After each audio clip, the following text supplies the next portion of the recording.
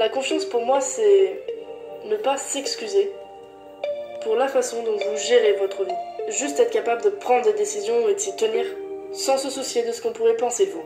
Peut-être que je prends de mauvaises décisions, mais ça me regarde. Ce que je veux, c'est d'abord vivre de manière authentique et menée par l'exemple. Il y a des opportunités pour vous réinventer vous-même. Et surtout pour les jeunes filles, vous n'avez pas à choisir. Vous n'avez pas à choisir l'intelligence, vous n'avez pas à choisir la beauté, vous n'avez pas à choisir la force, parce que vous pouvez tous les avoir. Vous pouvez tous les incorporer dans votre vie.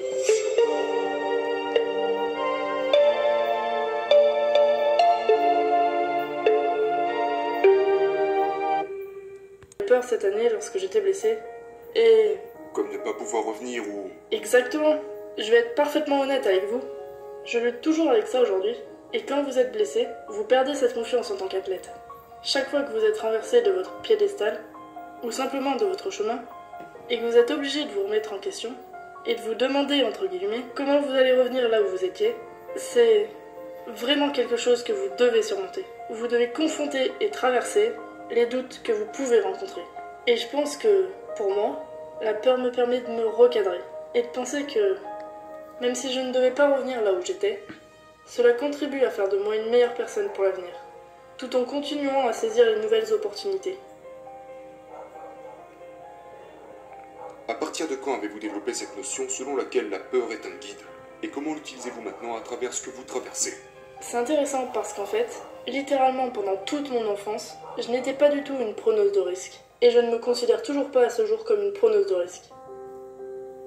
Maintenant, beaucoup de gens me diraient, mais lorsque tu participes à une course de 24 heures dans le New Jersey en décembre, et qu'il fait moins 6 degrés, que tu cours à travers la neige, au beau milieu de la nuit, ça ne s'apparente pas à prendre des risques pour toi, ça? C'est une bonne question. Pour moi, confronter cette peur, tout d'abord, la première fois que vous le faites, c'est tellement... Je veux dire, c'est tellement paralysant. Mais avec le temps, ça devient plus facile. Parce que vous vous adaptez, vous l'intégrez, vous en faites une pratique, et vos tâches quotidiennes deviennent alors plus faciles. Et donc, pour moi, quand j'étais enfant, j'étais en fait très craintive et je ne voulais pas prendre de risques. Je voulais rester à l'intérieur, dans ma carapace, et j'avais déjà planifié ma vie. Je veux dire, lorsque j'avais 13 ans, j'avais déjà élaboré un plan pour toute ma vie. Et ça n'a rien à voir avec là où j'en suis aujourd'hui. Et heureusement, j'ai envie de dire.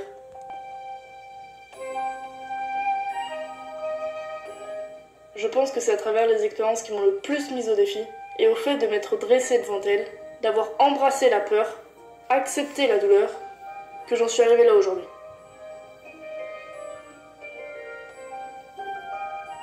Je pense que ce qui m'a permis d'aller de l'avant est de toujours être à la recherche du prochain défi, de constamment vouloir trouver une nouvelle chose difficile à faire. Et donc, quand je suis arrivée vers l'âge de 28 ans, et que j'ai commencé à devenir, entre guillemets, une athlète professionnelle, c'était juste un nouveau défi pour moi. À me demander genre, comment pourrais-je faire ça?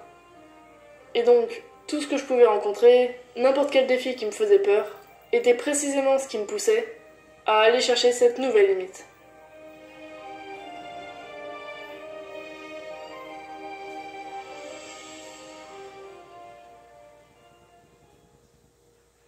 Je n'aime pas les appellations, parce que j'ai réalisé il y a déjà longtemps que je n'ai pas à rentrer dans aucune case préétablie, parce que nous pouvons constamment nous réinventer. Et j'ai juste l'impression que trop peu de gens font ça. Trop peu de gens ne se donnent même ne serait-ce que l'occasion de faire ça. Si nous regardons l'intégralité d'une tâche, il est très facile de se laisser submerger. Et donc, pour moi, quand vous commencez une course de 24 heures, que vous entamez une course de 160 km, et puis que vous regardez l'heure et vous vous rendez compte, il me reste véritablement 22 heures de course là, et je suis déjà épuisée. Et c'est là que les gens abandonnent. Donc au lieu de ça, je me dis, cette course s'annonce pleine d'obstacles à surmonter. Parce que je vais immanquablement passer par des hauts et des bas. Et donc, va juste chercher le prochain obstacle. Contente-toi d'aller chercher le prochain obstacle, de boucler le prochain tour, sans penser à l'ensemble de la course, à la vision d'ensemble de la chose. Concentre-toi sur ces petites choses individuelles. Donc c'est ce qui me permet de traverser autant de douleurs et autant de difficultés. C'est le simple fait de ne pas penser à la tâche dans son ensemble, de ne pas penser aux 20 prochaines heures qui me séparent de la ligne d'arrivée, mais juste à la prochaine étape.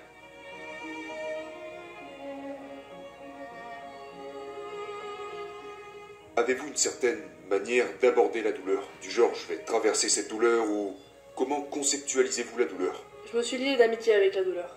Je me suis lié d'amitié avec la douleur parce que je pense que la douleur est quelque chose qui nous enseigne constamment des leçons. Et donc, pendant une course, si je réalise genre, ok, je commence à avoir mal à la hanche droite là. Ok, très bien. Hanche droite, comment vas-tu?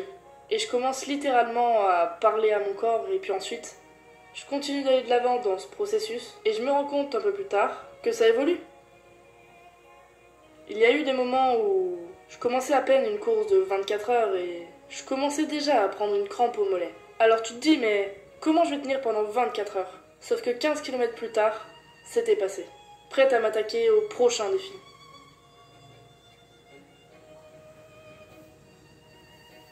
En fait, il existe une telle connexion entre le corps et l'esprit que si vous parvenez à parler à votre douleur physique, je trouve que ça devient beaucoup plus facile à gérer.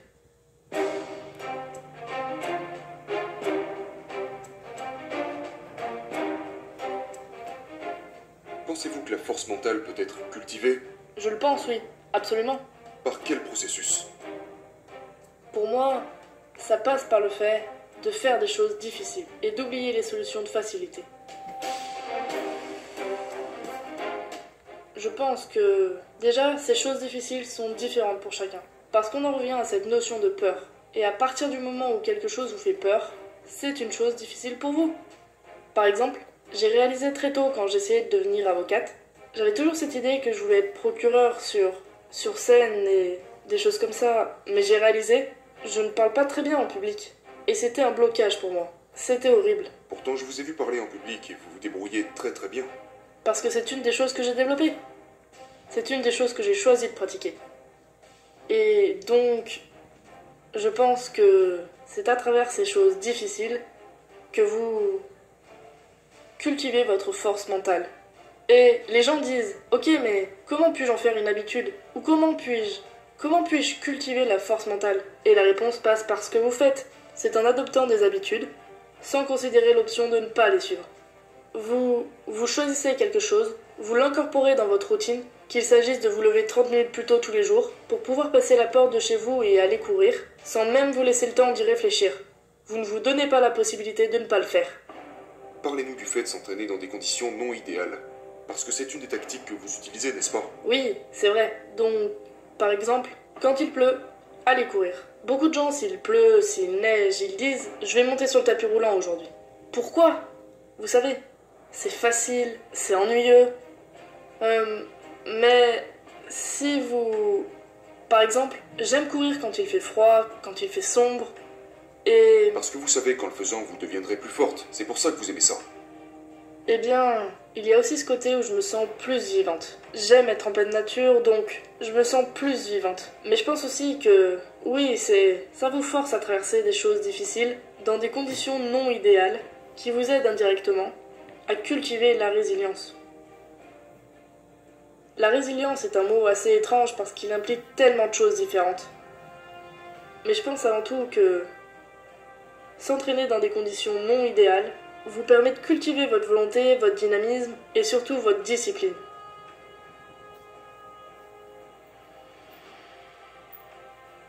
Les gens qui vous regardent en ce moment sont sûrement en train de se dire « Oui, mais elle est tellement douée sur le plan athlétique, évidemment qu'elle y arrive. » Mais avant de commencer ces courses, vous ne pouviez en fait même pas faire une seule traction, si je ne me trompe pas. Non, même pas. En fait, j'étais très faible en termes de performance physique. Et j'ai passé 6 mois à essayer de faire des tractions pour me préparer à ma première course d'obstacles. Et je n'y arrivais pas. Je n'y arrivais pas. Et je suis quand même allée à cette course.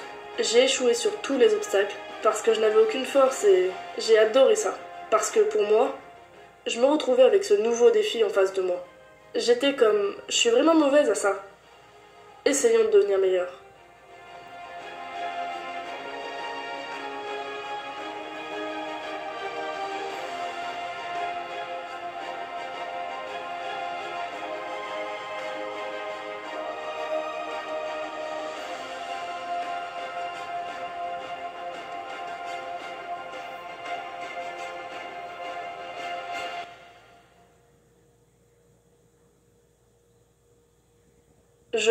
Je n'aime pas échouer.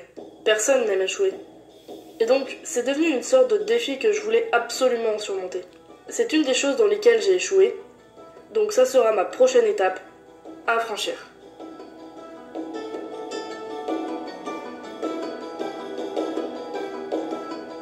Je pense que, nous avons tellement de décisions à prendre dans la vie, et vous ne pouvez tout simplement pas les fuir. Et pour moi, les routines sont un bon moyen de soustraire une bonne partie d'entre elles, parce que les choses deviennent simplement automatiques. Et je me sens juste mieux quand je sais que les choses sont planifiées et que je n'ai plus qu'à suivre le plan. Pour moi, c'est ça le pouvoir de la routine. C'est pouvoir se détacher de toutes ces petites décisions que vous voudrez prendre chaque jour pour pouvoir concentrer toute votre énergie sur les grandes décisions qui vous demanderont vraiment toute votre attention. Et éviter les questions du genre « Qu'est-ce que je vais manger aujourd'hui ?» ou « À quelle heure vais-je me réveiller ?»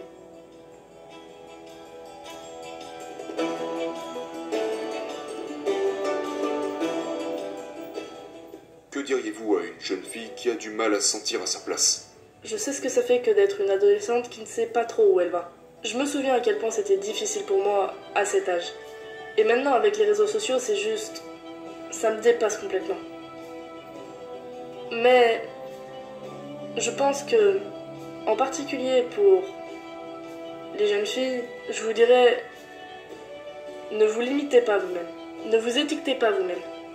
Et cherchez constamment à briser les barrières et repousser vos limites. Ne cédez pas à ce qui est populaire, car ce qui est populaire n'est pas forcément ce qui est juste.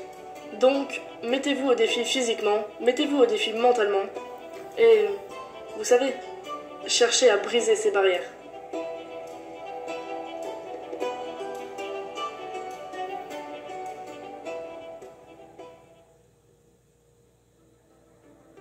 Si vous deviez définir la confiance, comment la définiriez-vous?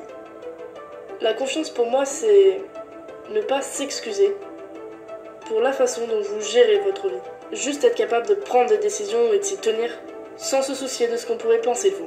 Peut-être que je prends des mauvaises décisions, mais ça me regarde.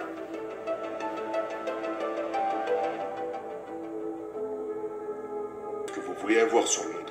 Ce que je veux, c'est d'abord vivre de manière authentique et menée par l'exemple. Et le message que je veux transmettre, c'est que vous n'êtes pas obligé de rentrer dans ces cases. Vous ne pourrez peut-être pas tout avoir, mais il y a des opportunités pour vous réinventer vous-même. Et surtout pour les jeunes filles, vous n'avez pas à choisir. Vous n'avez pas à choisir l'intelligence, vous n'avez pas à choisir la beauté, vous n'avez pas à choisir la force, parce que vous pouvez tous les avoir. Vous pouvez tous les incorporer dans votre vie.